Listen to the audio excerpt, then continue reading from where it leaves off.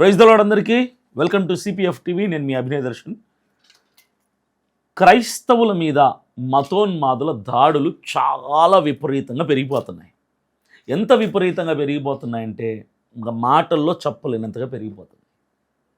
ఈ పిచ్చి కుక్కలు, పిచ్చి పట్టిన మతోన్మాద కుక్కల్ని ఏం చేయాలో అర్థం కాని పరిస్థితి. మనుషులమైన మనం ఏం చేస్తాం? మన చేతుల్లో పవర్ లేదు కదా, ఏం చేయగలుగుతాం? ఏం చేయలేని పరిస్థితి. ప్రభుత్వాలు ఎందుకు వాళ్ళని అలా రోడ్ల మీద వదిలేశారు నాకు అర్థం కావట్లా. మత స్వేచ్ఛ రాజ్యాంగం అందరికీ కల్పించినప్పుడు ఎందుకు క్రైస్తవులని వీళ్ళు అడ్డుకుంటున్నారు నాకు అర్థం కావట్లా. మీరు ఇప్పుడు చూశారు కదా వీడియోలో, ఎంత దారుణంగా సువార్థికుల చేతిలో ఉన్నటువంటి కొత్త నిబంధన న్యూ టెస్ట్మెంట్ బైబిల్స్ అన్నిటినీ గుట్టగా వేసి నిప్పంటించి తగలెట్టారు పిచ్చి కుక్కలు కొందరు. గవర్నమెంట్ వాళ్ళని శిక్షించాలి కదా, డిపార్ట్మెంట్ వాళ్ళని అరెస్ట్ చేయాలి కదా, ఎందుకు చూస్తూ ఊరుకుంటున్నారు? ఎంత తప్పది. మేము పరిశుద్ధ గ్రంథంగా భావించి మా బైబిల్ని తగలబెడితే ఎంత నేరం అది? నేను ఒక ప్రశ్న అడుగుతా, ఆన్సర్ చెప్పండి. ఎప్పుడైనా ఏ క్రైస్తవుడైనా, ఏ పాస్టర్ అయినా ఖురాన్ని తగలబెట్టినట్టు చరిత్రలో ఉందా? లేదు.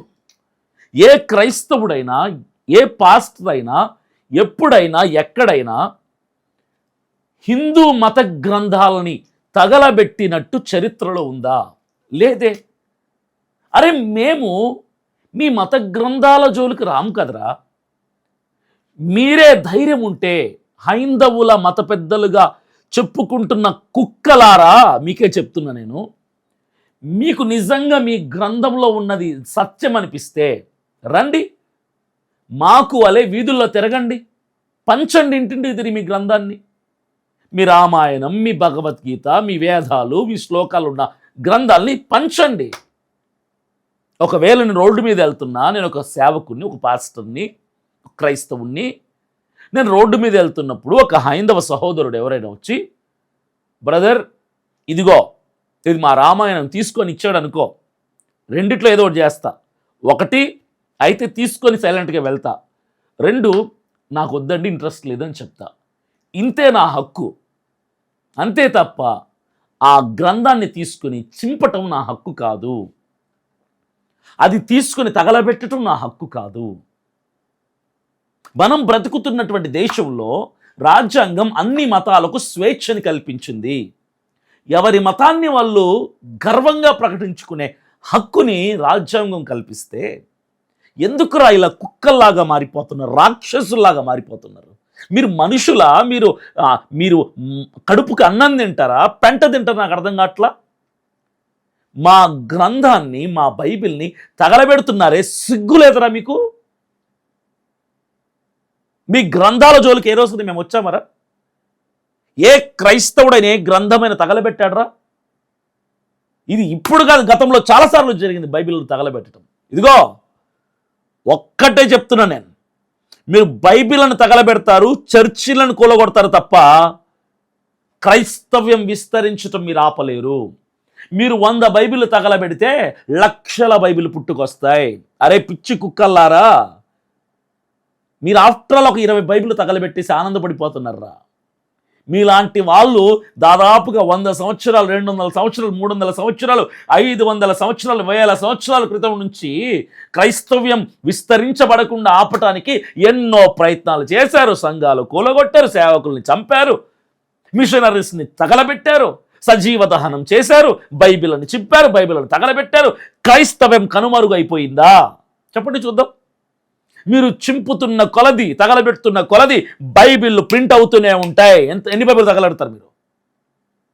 లక్షల బైబిల్ మీరు తగలబెట్టినా 1,000,000 బైబిల్ పుట్టుకొని వస్తాయి. 100 మంది సువార్థికుల్ని చంపినా 10,000 మంది సువార్థికులు లేచి వస్తారు. అదేరా బైబిల్లో ఉన్నటువంటి సత్తా. బైబిల్ని తగలబెట్టగలరు మీరు, బైబిల్లో ఉన్న సత్యాన్ని తగలబెట్టలేరు, గుర్తుపెట్టుకోండి. సేవకుల్ని తగలబెట్టగలరు మీరు, అదే కుటుంబంలో నుంచి పుట్టబోయే సేవకుని తగలబెట్టలేదు మీరు. క్రైస్తవుల్ని కొట్టగలరు మీరు, క్రైస్తవులకున్న విశ్వాసాన్ని కొట్టలేరు మీరు. స్వార్థికులను ఆపగలరు మీరు, స్వార్థని ఆపలేరు మీరు. మీలాంటి వాళ్ళు బొచ్చడు మంది వస్తారు. మా బాధ ఏంటో తెలుసా? మా విశ్వాసాన్ని, మా గ్రంథాన్ని అవమానపరుస్తున్నారని వేదనతో మాట్లాడుతున్నాను. ప్రభుత్వాలు చూస్తూ ఊరుకుంటున్నాయి, డిపార్ట్మెంట్ చూస్తూ ఊరుకుంటుంది.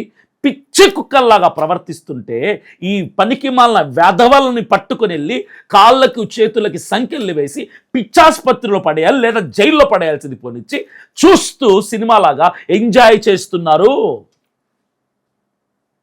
ప్రభుత్వం అట్లాగే ఉంది, రాజకీయ నాయకులు అలాగే ఉన్నారు, డిపార్ట్మెంట్, పోలీస్ డిపార్ట్మెంట్లు అలాగే ఉన్నాయి. ప్రభుత్వాలు ఫామ్ అవటానికి క్రైస్తవుల ఓట్లు వేయలేదా?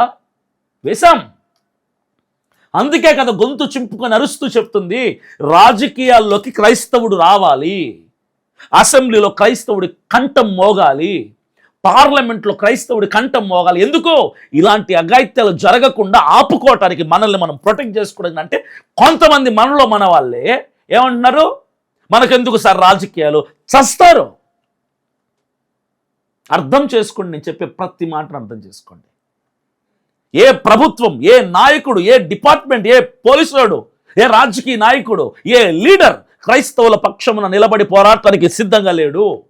మనమే లీడర్లం అవ్వాలి, మనమే రాజకీయాల్లోకి దిగాలి, మనమే అసెంబ్లీకి వెళ్ళాలి, మనమే పార్లమెంట్కి వెళ్ళాలి, మనమే గెలవాలి, మనమే పోరాడాలి, మనమే ప్రశ్నించాలి, మనల్ని మనమే పరిరక్షించుకోవాలి. It's our responsibility. ఇంకెన్ని చూస్తాం ఇలాంటి అఘాయిత్యాలు? వాడు మన బైబిల్ని తగలబెట్టాడని, వాడి గ్రంథాన్ని మనం తగలబెట్టేటువంటి సంస్కారహీనత మనకు లేదు. మన గ్రంథం మనకు నేర్పించింది అది కాదు. కనీసం మన చేతుల్లో ఉన్నటువంటి అవకాశాలను వాడుకుందాం. వాళ్ళ గ్రంథాలను తగలబెట్టలేం, వాళ్ళ మత విశ్వాసాన్ని తక్కువ చేసి మాట్లాడలేం. కనీసం రాజకీయ రంగ ప్రవేశం చేసి అయినా మనల్ని మనం ప్రొటెక్ట్ చేసుకుందాం. మన క్రైస్తవుడికి కష్టం వస్తే ఒక క్రైస్తవుడు అసెంబ్లీలో నిలబడి మాట్లాడటానికి ఒకరిని తయారు చేసుకుందాం. ఎందరో వ్యక్తుల్ని రాజులుగా నియమించాడు దేవుడు, రాజులకు రాజు ఆయన. ఇంకెన్ని చూస్తారు? మీరు తట్టుకోగలుగుతున్నారా? క్రైస్తవ సమాజమా, మిమ్మల్ని నేను ప్రశ్నిస్తున్నా. మీరు ఓర్చుకోగలుగుతున్నారు? ఇవన్నీ చూసి గుండె తరుక్కుపోయింది ఆ బైబిల్ తగలబెడుతుంటే. మన సువార్థికులు చేతకాని అసమర్థుల్లాగా చేతులు కట్టుకొని తలదించుకొని ఉంటారు. ఏమంటే ప్రార్థన చేస్తాం దేవుడు చూసుకుంటే. అరే మీరు ఎందుకురా బాబు వీధుల్లోకి వెళ్తారు బైబిల్లో పట్టుకుని సువార్తలు చెప్పడానికి? మీకు నోరు ఉండదు, ధైర్యం ఉండదు, బలం ఉండదు, ప్రశ్నించడానికి హక్కు ఉండదు. ఎందుకు వెళ్తారు బాబు మీరు రోడ్ల మీదకి? దేవుని నామం అవమానపరచడానికి కాక మీరు వెళ్ళటం మానేయండి బాబు. మీకు రెండు చేతులు జోడించి నమస్కారం పెట్టి మీ అవసరం మీద మీ కాళ్ళు పట్టుకుంటా. ధైర్యం లేకపోతే రోడ్ల మీదకి సువార్త చెప్పడానికి వెళ్ళొద్దండి. సేవకులారా అర్థం చేసుకోండి, నా వేదన అర్థం చేసుకుంటారని మాట్లాడుతున్నా. ఇది చాలా తప్పు. ఒక మాట మాట్లాడలేరు, ప్రశ్నించలేరు, ఎదిరించలేరు, గట్టిగా నిలబడలేరు. తన్నించుకోవటం, వెళ్ళిపోవటం, బైబిల్ తగలబెట్టించడం, వాళ్ళతో వెళ్ళిపోవటం. కనీసం వాళ్ళ మీద ఎఫ్ఐఆర్ కట్టిస్తున్నారు మీరు? ఆ లోకల్ పోలీస్ స్టేషన్కి వెళ్ళి వాళ్ళ మీద కేసు కట్టగలుగుతున్నారు మీరు? లేదే. భయం. మా కుటుంబాలకు ఏమైపోద్దో, మా భార్య బిడ్డలకు ఏమైపోద్దో, మా సంఘం ఏమైపోద్దో. సిగ్గులేని బతుకులు. మీరు భయపడితే సువార్తలకు వెళ్ళటం ఆపేయండి. ధైర్యం ఉన్న వాళ్ళు వెళ్తారు. వాళ్ళ చేతుల్లో చిక్కి ఎందుకు అవమానపరుస్తారు దేవుని నామాన్ని? చేత కాని వాళ్ళలాగా ఎందుకు మారిపోతున్నారు? గవర్నమెంటు, పోలీస్ డిపార్ట్మెంటు ఇలాంటి వాళ్ళని ఏమీ చేయదండి. ఈ బైబిల్ తగలబెట్టేటోళ్ళని ఏమి చేయదు, క్రైస్తవుల్ని కొట్టిన వాళ్ళని ఏమి చేయదు, సేవకుల తల బద్దలు కొట్టిన ఏమి చేయదు. వాళ్ళు నిమ్మకు నీరెత్తినట్టుగా సైలెంట్గా ఉంటారు, సినిమా చూస్తూ ఎంజాయ్ చేస్తూ ఉంటారు, అంతే. మనం మారాలి, క్రైస్తవులు మారాలి, మైండ్ సెట్ వ్యూ మార్చుకోవాలి, రాజకీయ బలంతో నింపుకోవాలి, ప్రశ్నించే ధైర్యం తెచ్చుకోవాలి, అన్యాయం జరిగితే నిలబెట్టి నిలదీసి కడిగేయాలి. ఇలా తయారవ్వాలి ఏం చెప్తున్న క్రైస్తవుడు. ఇక మీ ఇష్టం.